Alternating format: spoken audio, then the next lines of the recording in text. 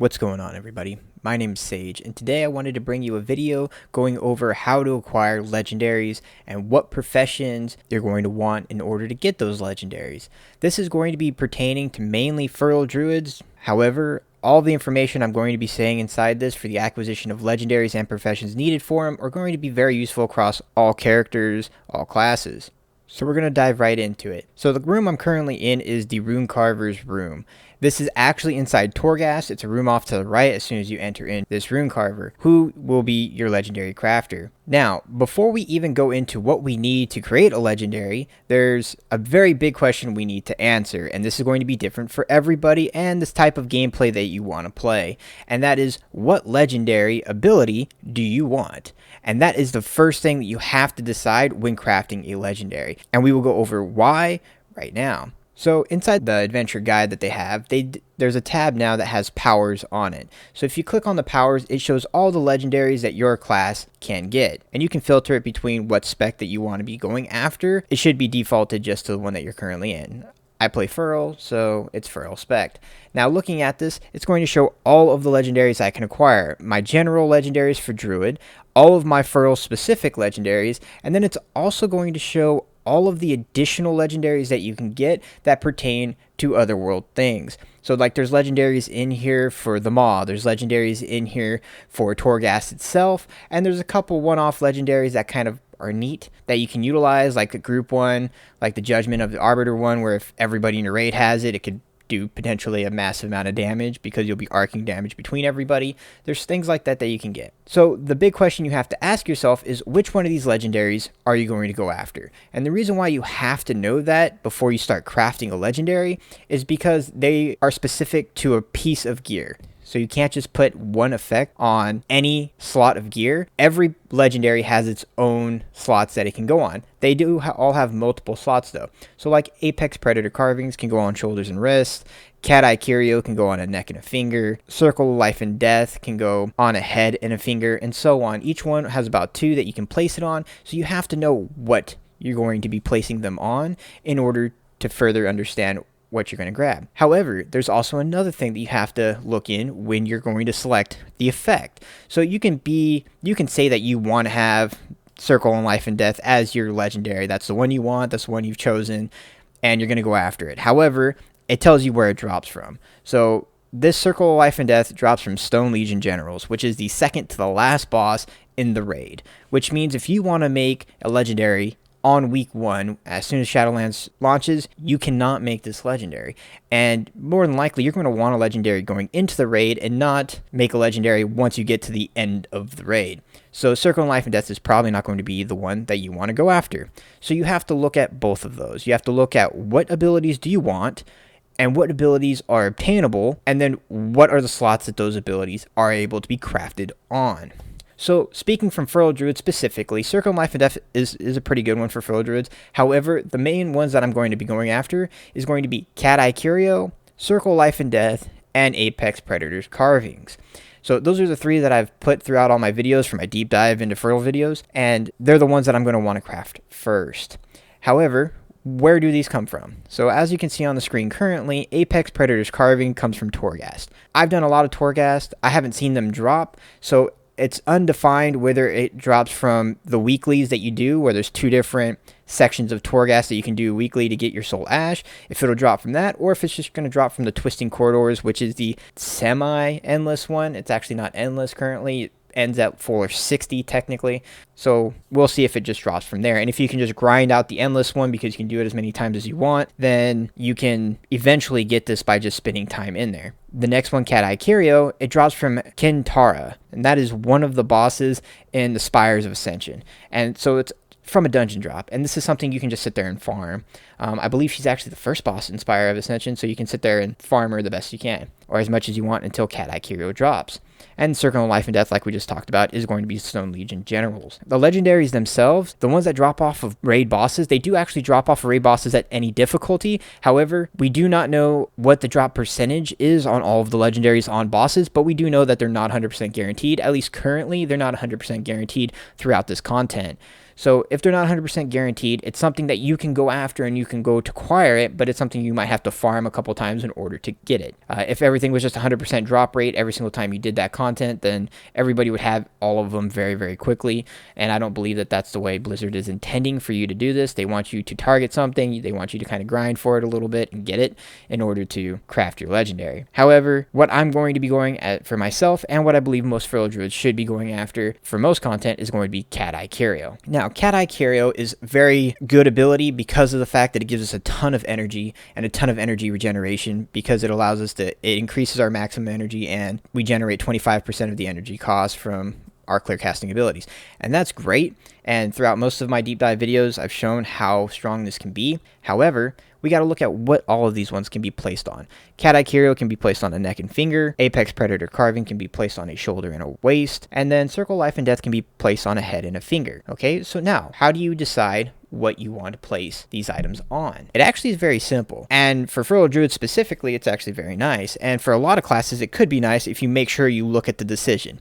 So fingers, which are rings inside the game, what do rings have that every other piece of gear does not? And that's massive secondary stats. More secondary stats than other pieces of gear have. So currently I do have Cat Eye Curio on, and it has 77 crit and 77 mastery on it, versus, let's say, wrists that have 26 haste and 38 versatility. Or you can even go with a belt, which only has 34 crit and 52 versatility. That's consistent across all of them. Your rings are going to have the most secondary stats out of pretty much all of your gear. Your neck is going to have the same amount of secondary stat distribution as your rings do. So having the option to place your legendary on your rings or on a neck piece are going to be the most optimal pieces to place it on, because your legendaries will become your highest item level gear eventually once you upgrade it fully. And that will give you the most secondary stats, the most bang for your buck out of all of the pieces of gear. Now that is mainly for secondary stats. These do not have primary stats on them. So primary stats are actually very strong in the Shadowlands because of the diminishing returns that they've placed on secondary stats. They recently just buffed it from 25% before you start getting diminishing returns up to 30. So a little bit less, but eventually you will fall into the category where you're starting to get diminishing returns on all your secondary stats. That primary stat will just be stronger. However, for a lot of classes, the amount of secondary stats you have in a particular area is going to enhance the gameplay of your spec. And for Feral Druid specifically, having a lot of crit, having a lot of mastery is great. Crit gives us more combo points and allows a more fluid rotation, as well as allows us to get out finishers that much faster, where we're not spending 5 GCDs on making a 5 combo point finisher. Instead, we'll get 3 GCDs to get a 5 combo point finisher out instead, or less if you're using Berserk. So what we're going to want is we're going to want those secondary stats, especially at the start of an expansion. Getting a legendary on those secondary stats is massive. And so when we look back at what we can acquire as Feral Druids and what we want to acquire as Feral Druids with Cat Eye Curio, it can go on a neck and a finger. So placing it on either one of these is going to be great. Now, if you look at the other one that you want to acquire later on too, Circle and Life and Death, that can go on a head and a finger. And the reason why I want to point out that it can go on a finger as well is because when you're crafting this, you have to craft so many of one type of the legendary item in order to upgrade it to the next one in your professions, which we'll go over here shortly. And so having multiple legendaries that you can put on the same item is going to be beneficial, because you can only wear one legendary currently in Shadowlands. Eventually, it's speculated that more than likely it's going to be like Legion, where we can wear more than one of them later on. However, Ring is also great in that aspect because you can wear 2 rings. And if you can wear 2 rings that have your best stats on them with the most amount of secondary stats you can get in the game, that's going to pay off very, very well later on down the road. One of the biggest things when you're doing sims and you're looking for the best gear inside the game is a lot of it's switching out what your secondary stats are doing for you. And a lot of times the rings were one of those specific items where item level didn't mean anything because the secondary stats on them meant everything. And having the capability of placing your legendaries on your rings and deciding what your secondary stats on your highest secondary stat distributors are is massive. And that's a lot of things that I think people are overlooking when they're looking at the legendary system, is that they're not looking at how to get the most out of it, and instead they're looking like, oh hey, I can craft this on this and this instead of doing it. Especially for Feral Druids and Druids in general, a lot of them I don't think are looking towards jewel crafting. Most of them are like, hey, I'm a leather wearer, this is what I can do. You know, there's a lot of classes where they're looking at their armor proficiency and saying that that's the one that they need to go, because most of their legendaries are going to be spread across the other aspects of gear, instead of looking at, hey, my rings and my neck have the highest secondary stat distribution, and the legendaries that I want, I can place them on rings, so that's what I'm going to go with. That's what I'm going to be doing. I'm going to be placing my legendaries on my rings because of the secondary stat distribution, and because of the fact I can create 2 of the ones that I want on rings themselves. So now that we've gone over and we've talked about, okay, these are legendaries you want, this is pieces of gear that they can be crafted onto, now we can actually look at what do we need in order to craft that legendary. So the first thing you're going to need is, obviously, you're going to need the legendary effect, and we just talked about where those come from. So Cat Eye Curio, we have to go and farm that boss over in Spires of Ascension. After that, you come over here to the Rune Carver, and we're going to say that we want to craft a legendary. So once this screen pops up, you're going to go in the center. And we will talk about how to craft the ring itself. We're going to place a ring in there. So you're going to need the ring item itself. You're going to need the legendary effect, which is right here, Cat Eye Curio, after we grinded it out and finally got it. And then you're going to need 2 massives. And what these are is these are going to allow you to choose the secondary stats on your legendary item, which is a magnificent crafting for legendaries. It's by far the best system they've had for crafting legendaries, because you have full control over what you want, because you have multiple options on what piece of gear you can place it on. You can acquire it, the legendaries, just like you could with essences, really, in BFA, and then you can completely control what secondary stats they have. So for Feral Druid, we're going to want crit and mastery. Those are our strongest secondary stats for us by far, especially since there's no corruption or anything like that inside Shadowlands. We're going to want crit for those combo points, and we're going to want mastery because our mastery is very strong and it pretty much enhances all the damage we do, all of our finishers and all of our bleeds. So after that, you need 100 Soul Ash in order to craft this. So you need the ring, you need the effect, you need 2 massives, and you need 100 Soul Ash. So real quickly before we leave Torghast, because that is actually where we are, one of these items, which is the Soul Ash, we get from Torghast. And how you get that, how you acquire that, is that there's going to be 2 different sections of Torghast, 2 different wings of Torghast, that you can get this Soul Ash from. Every week it will be rotating, because there's actually 6 different Torghast wings you can go into. Currently, they said they're going to be adding more over time, but there's 6 different ones you can go into. 2 of them are going to be open a week. And what you're going to do is you're going to go up there and you're going to farm them out. Each Torghast wing has 8 different layers. In order to get all of the Soul Ash, you have to complete both sections at layer 8 and complete it in order to get all of them. The first time going through all of this, it's actually going to be very tedious, because you have to go from layer 1 through 8, meaning that you have to do each wing, or you have to do one of the wings 8 different times in order to go all the way through. And every single time you go in there, you have to do 6 different levels of Torghast at that level. Every time you go up a layer, it increases in difficulty, and when you complete it, you'll get Soul Ash, and by the end of the 8th one, you'll have 50 Soul Ash in total from all 8 layers. However, once you complete that first wing at layer 8, you'll be able to do the second wing and go straight into layer 8. And just complete that 6 levels on layer 8 for the second wing and be able to get the 50 Soul Ash out of that. Once you get the 2 sections of Soul Ash and you get 100 Soul Ash a week, you're done. You don't actually have to ever go back into Torghast that week. You're completed, and then the following week, you'll be able to go and do layer 8 on both of those wings and be done. You don't have to go through layer 1 all the way to layer 8 again. If you can complete layer 8 right off the get-go, you're good to go. I will have a Torghast specific guide coming out as well that will go over this, and once again, it will be from the perspective of Feral Druid. So that's how you acquire Soul Ash. Getting 100 Soul Ash is not very hard. It is a little time consuming, especially on the week 1, but it's not hard to get. The next thing we have to look at is the ring. How do we craft the ring? So my Feral Druid Sage is going to actually be a jewel crafter and a miner. And the reason why is because to craft these rings and to level them up for those legendaries I'm going to be crafting first, I want that to be on my main because I'm going to be on him the most. And I want to be able to farm while I'm doing all my other activities because I will be getting the most materials for that through him. Jewel crafting will also be great for gymming gear up and being able to make other pieces of gear later on. Alright, so let's look into what we actually need to have in order to craft the ring. So looking at it, when you go in, it's at level 100 is when you learn this. So you will be leveling up jewel crafting to level 100 before you can even make your jewel crafting item. But there's a couple things that you need in order to do that. So the first one is actually Shadowghast Ingot. Now this one is not even actually from jewel crafting, and that's kind of the crazy thing. And that's the same thing with all of the other professions, leatherworking, blacksmithing, and tailoring as well. Any profession that can make a legendary item actually needs another profession outside of that first crafting profession in order to craft a legendary. So for jewel crafters, we're going to need a blacksmith because Shadowghast ingots do come from blacksmithing, and I will show that after we go over the rest of the items that we need for jewel crafting for the ring. For the other ones, for leatherworking, blacksmithing, and for tailoring, you actually need an enchanter because they have to enchant the materials that you have in order for you to utilize them to make your items.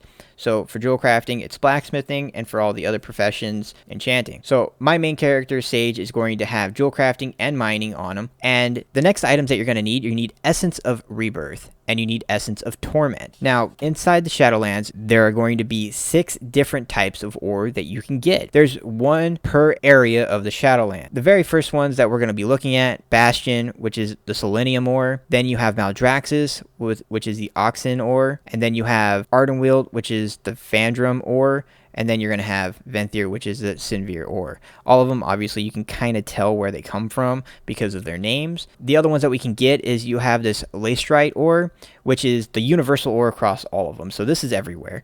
So this is going to be the one that you're going to be able to prospect the most to get gems and things out of because it'll be abundant across all of the zones inside the Shadowlands. Elithium ore is the rare ore, and a lot of this comes from the mob, but it is actually scattered throughout all of the zones as well. It's just the rare version of it. So you have a specific one for the 4 different zones that we're going to be playing inside the Shadowlands, and then you have a rare one, and then you have a universal one. Now, in order to get the Essence of Rebirth, that's actually going to come from the Fadrum ore, and the Fadrum ore is going to come from Ardenweald. So what this is you're going to have to get at least 5 plus in order to prospect it to get the chance at getting this Essence of Rebirth. Same thing is going to be for the Sinvir ore. You're going to have to get enough of this to prospect it to get the chance of getting an Essence of Torment. And it didn't take me very long to get these while prospecting. It took about 4 times, prospecting about 5, because you have to prospect at 5 in order to get these essences out. So the very first thing I'm going to be doing while I level is I'm going to be making sure that I mine everything that I can, and then as soon as I get the Fadrum ore or the Sinvir ore, I'm going to be prospecting it until I get 3 of each of those, and then after I get 3 of each of those, I will be utilizing the rest of it to craft up and get to level 100. But you always want to make sure, if you can make the items that you need for this ring, that you're going to make those items first and then use whatever you have remaining in order to level up. You don't want to level up and then have to go back and farm it up.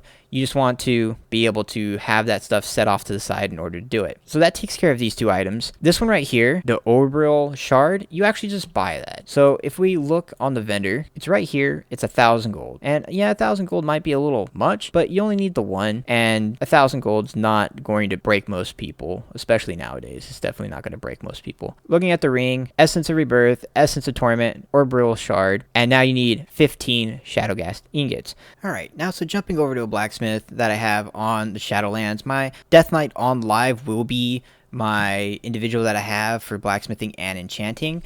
And the big thing that I want to point out here is that for this character specifically, he's not going to be the second one that I level, and I'm definitely not going to level him up to max. What I'm going to do is, what you have to do in order to get here and start crafting is you have to go through the Maw scenario, which gets you almost to 51. But as soon as you finish that Maw scenario and you get into Oribos, you go straight over here to the Hall of Shapes, and you can learn the blacksmithing and the enchanting from the profession trainers. And then he's just going to sit here, and what I'm going to do is every single BOE that I get from my main mainly, I'm going to be mailing it over to him so that he can disenchant it for enchanting, because you will need that later on. And then he's going to be my blacksmith, and you don't have to go anywhere outside of here for blacksmithing, because my main is going to be a jewel crafter and a miner, so I'll have the mining and I'll be getting all of that from my main. And Shadowghast ended, so you actually get 2 of them, and that's the biggest thing. You get 2 per craft, and all you need is 1 of every specific ore to the 4 different covenants.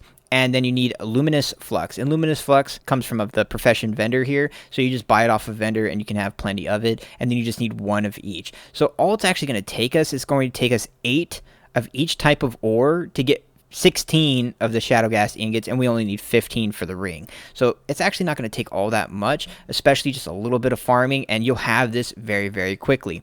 So out of all the things to make the ring, it's actually going to take longer to get the essences that you need, and not all that long to actually get the Shadowghast ingots. So that's actually kind of a nice thing. And then you also learn this at 50 for blacksmithing, and that's all you need to do for blacksmithing. at the start, because all you need to do is be able to make this ingot for blacksmithing in order to enhance your fertile legendary, and then you're done. So the last thing we need is the missives for crit and for mastery. Those are the ones that we're going to want for our pieces of gear, so that's what we're going to be going after.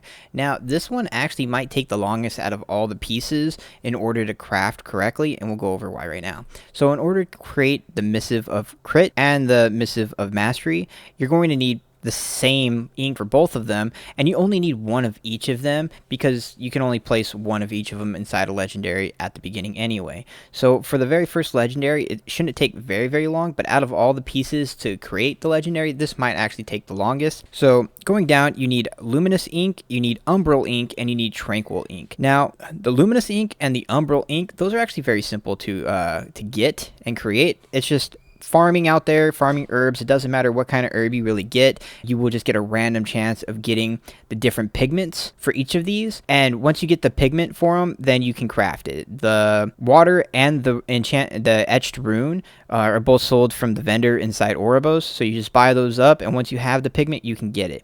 Now, this is pretty much the red-blue scenario we had in BFA, and the umbral is red, and the luminous ink or the luminous pigment is the blue one. So you'll have a ton of blue and a little bit of red, and that's the same thing we had on BFA. So these two aren't particularly hard to get. The one that I think is going to actually take the longest in order to get is right here, tranquil ink, because you need tranquil pigment. In order to get tranquil pigment, you have to be able to get nightshade. And nightshade is the new anchor weed, and that's why it's going to be a problem. Yes, it's throughout all of the zones, and you can get it all over the place. However, since it is anchor weed, it's going to randomly spawn anywhere in the world. So we're going to mill the nightshade to get the tranquil pigment in order to make the ink. You only need one, so as soon as you mill it, then you can make the one that you need. However, it is going to take time in order to find enough for that. Hopefully not too much though. You can get lucky and just get several of them in a row. And the great thing is that each one of these only needs one tranquil ink. So you can go and you can farm a whole bunch of herbs, just regular herbs out there, enough to where you can get enough to make one of mastery and one of crit. And then after that, farm up some of the nightshade. You only need about 10 because then you can mill 2 of them and you'll get your tranquil pigment from it. Once you get the tranquil pigment, you can make the tranquil ink, and then you're good to go. Obviously, the dark parchment is just sold from the vendor here in Oribos. The other great thing is that these right here, you only have to be level 40 inscription in order to make these.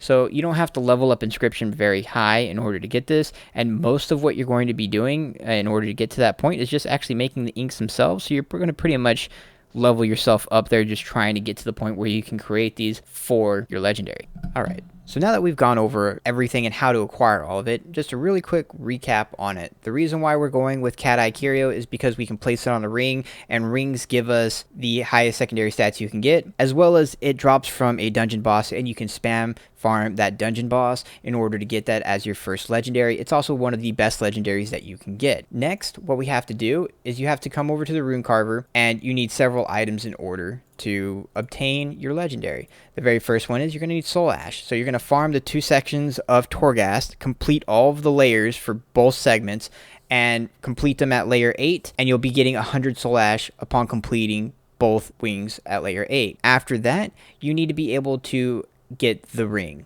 In order to make the ring, you're going to need 3 essences of rebirth, 3 essences of torment, and 15 Shadowghast ingots. So the essences that you're going to need, you get from Phaedrum ore and Sinvir ore, and then the Shadowghast ingots you're going to get from blacksmithing. And blacksmithing, in order to make it, they need 1 of each of the ore types, and then they need some luminous flux from the vendor. So that shouldn't take very long at all. And then in order to create the missives of crit and missives of mastery, you're going to need the red and blue ink, which is the luminous and the umbral. You're going to need 10 nightshades in order to get 2 tranquil inks to create the remainder. And that will give what I believe is the most optimal way to get your legendaries in Shadowlands. So what I'm going to be doing off the get-go is my main sage, my fertile druid, will be going jewel crafting and mining. That way I can farm up those mats and start crafting as I go and leveling it up as I go. After that, once I get through Torghast and get all of the questing that I need done for my main's first startup completion within the campaign, then I'm going to jump over to my Death Knight. I'm going to get him through the Maw and place him inside the Hall of Shapes in Oribos, and then he's going to learn his blacksmithing and his enchanting, and he's just going to sit there while I start feeding him some of the materials from my main, which is going to be BOEs for enchanting and then ores for blacksmithing so that he can make those Shadowghast ingots for me. After that, the next person I'm actually going to level is going to be my Demon Hunter. So once I've completed all the stuff I want to on my main on week 1, hopefully in the first 2 days or so, and then I get my blacksmith into Oribos, I'm going to actually just start leveling my Demon Hunter, which will be my Inscription and Herbalist. The reason why I'm going to level my Demon Hunter is because Herbalism, you have to be traveling the world anyway, and if you just do it while questing, then you're killing 2 birds with 1 stone, especially at the start of the expansion.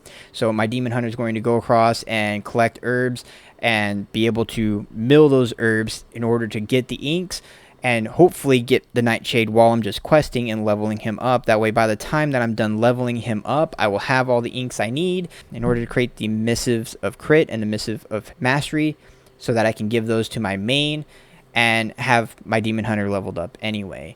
And once you get those 3 different characters with those professions up, because you need 5 of the professions in order to make a full legendary by yourself. You don't need all 6 of them because you don't actually need enchanting in order to do the jewel crafting legendaries. However, you do need blacksmithing. So you need jewel crafting, mining, blacksmithing, herbalism, and inscription in order to make an entire legendary by yourself with profession. I would recommend the rings and necks for all classes if you're capable of achieving those with the legendaries that you want, because of the high secondary stats that you can achieve with them, and it'll just be that strong across the board.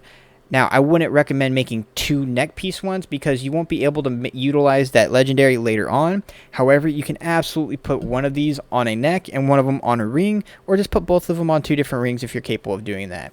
With Circle of Life and Death and with Cat Eye Cario, I plan on putting them both on rings because they're the only 2 legendaries that I'm going to be crafting that can go on rings anyway. So I'll probably be placing both of them on rings, and then I will get my Leatherworker up, who is my monk, and have my leatherworking and skinning in order to be able to make my shoulders, which will have Apex Predators carvings on them. If you thought this video was helpful and informative, please like and subscribe to the channel. I'm working on making all of these better, and hopefully some of these smaller videos will be way shorter than my previous deep dive videos so that everybody can just know the information that I'm trying to place out there. I hope this helped everybody with a little bit of guidance on how to get their legendaries, or at least give you a view of what I'm going to be doing after I've tested all of these and seen where they're coming from, where they're dropping from, and how to best utilize, in my opinion, the best way to get them. If there's any questions, please feel free to ask me. If you have any questions about other legendaries, other legendary acquisition, or Torghast itself in order to collect the ash, let me know. My next video will be over Torghast, on the layers, the completion of all the layers, as well as the infinite Torghast and how all of that will work. If you want to catch me doing all of this, or if you just want to see updates on the content that I'm creating, you can always find me over on twitch.tv/SageShifter, and you can always also find me over on Twitter and Instagram at SageShifter. Thank you all very much for all the support, and I will see you again next time.